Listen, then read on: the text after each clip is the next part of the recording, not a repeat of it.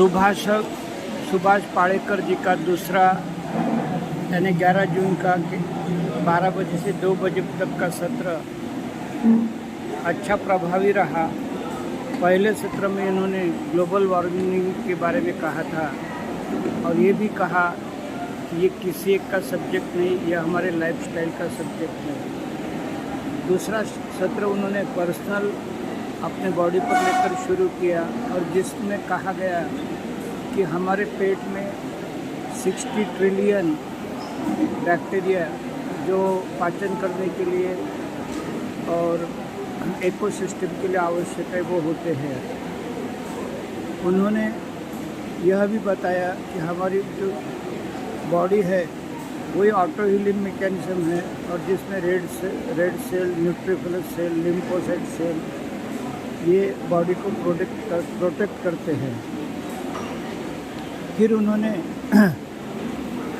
अपने खेती की तरफ ख्याल किया कि आज जो हम अनावश्यक यूरिया, फास्फोरस ये दे रहे, इसकी कोई भी आवश्यकता नहीं, क्योंकि यूनिवर्स की ऑटो सिस्टम अवेलेबल है। हमने उसको डिस्ट्रॉय किया और लाखों करोड़ों बिलियन रुपीस का बोझ ये जो एशियाटिक कंट्रीज है, डेवलपिंग कंट्रीज पर पड़ रहा है।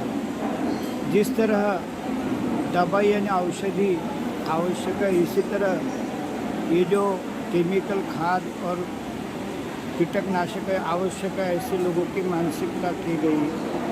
फिर इन्होंने ये रासायनिक खाद और इसके कितने बुरे परिणाम हैं यह सविस्तर सिखाया।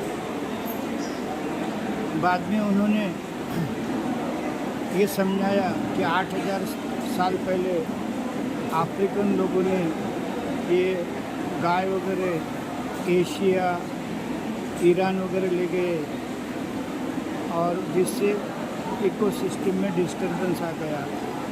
उन्होंने कहा कि ऑर्गेनिक यह यूरोपियन सिस्टम में जो आवश्यक नहीं, केमिकल फार्मिंग ये अमेरिकन है जो भी आवश्यक नहीं। हमारी जो भारत की स्वदेशी टेक्नोलॉजी थी वो परफेक्ट थी, लेकिन हम उनको भूल गए। उन्होंने दावा किया कि जब मैं बोलता हूँ कि फर्टिलाइज़र वगैरह आवश्यक नहीं, तो मेरे करीबन 70 लाख लोग खेती कर रहे हैं मेरे टेक्निक से और बिना कोई खाद दिए हुए उनकी खेती अच्छी है। उन्होंने ये भी कहा कि हम भारत के लोग पंच महाभूत को मानते हैं, जबकि यूरोपियन लोग 4 ही भूतों को मानते हैं, जिसमें वो कॉस्मिक एनर्जी यानी आकाश को नहीं मानते। तो इस तरह उन्होंने पृथ्वी के भूत पर ख्याल किया कि पृथ्वी यानी हमारी ज़मीन, हमारी माँ, जिसके अंदर नाइट्रोजन, फॉस्फेट, पोटैश, कैल्शियम सभी प्रकार के 108 माइक्रो न्यूट्रिएंट रहते हैं। और मज़े की बात है कि जो विष्णुपंथी वैष्णवपंथी लोग हैं उनके गले में जो तुलसी माला होती है उसके भी 108 मणि इसका उदाहरण है। फिर उन्होंने कहा कि जिस तरह हम जो ज्वारी या कच्चा खाना नहीं खाते, पका हुआ खाना खाते हैं, तो भगवान ने भी यह पकाने का कॉन्ट्रैक्ट और सिस्टम विश्व में विभिन्न प्रकार के बैक्टीरिया को दिया है जो प्लांट का सपोर्ट करते हैं और खुद को भी जीवन संवारते हैं। सिम्बायोटिक और नॉन सिम्बायोटिक प्रकार के इस पर उन्होंने ख्याल किया। फिर उन्होंने एक महान साइंटिस्ट जस्टिस वान लायनबर्ग की शोध की तरफ ख्याल किया और डॉक्टर नॉर्मन बोरक इनके भी विचारों पर उन्होंने लक्ष्य दिया।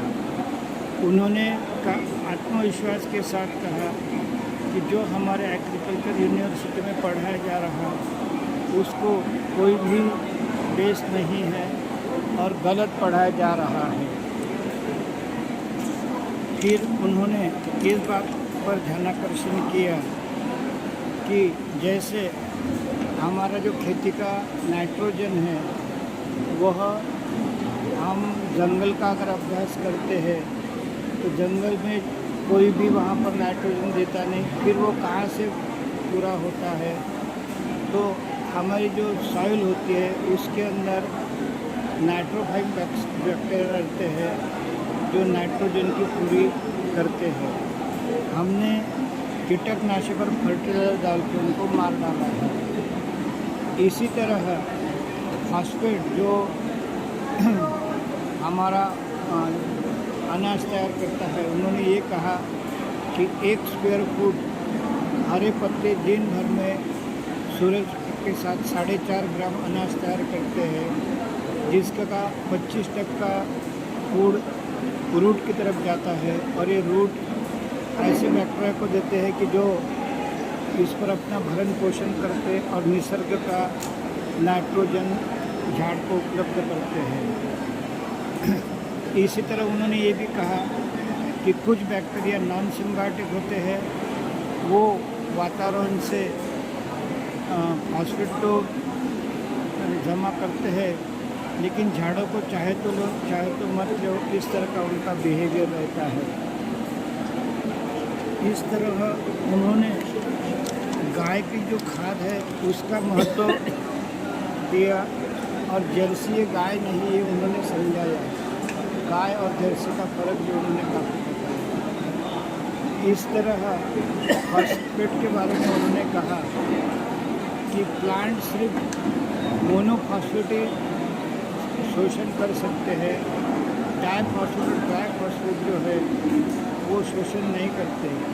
लेकिन ज़मीन में कुछ ऐसे बैक्टीरिया रहते हैं कि जो बाइफॉस्फेट और ट्राइफॉस्फेट को टुकड़े करते हैं मोनोफॉस्फेट में और झाड़ के लिए वो उपलब्ध होता है। इस तरह उन्होंने 20 साल से उनके पद्धति से जो लोग खेती कर रहे हैं उनके खेती में आज तक कोई खाद या कीटकनाशक नहीं डाला है, उसके भी उदाहरण उन्होंने दिए हैं।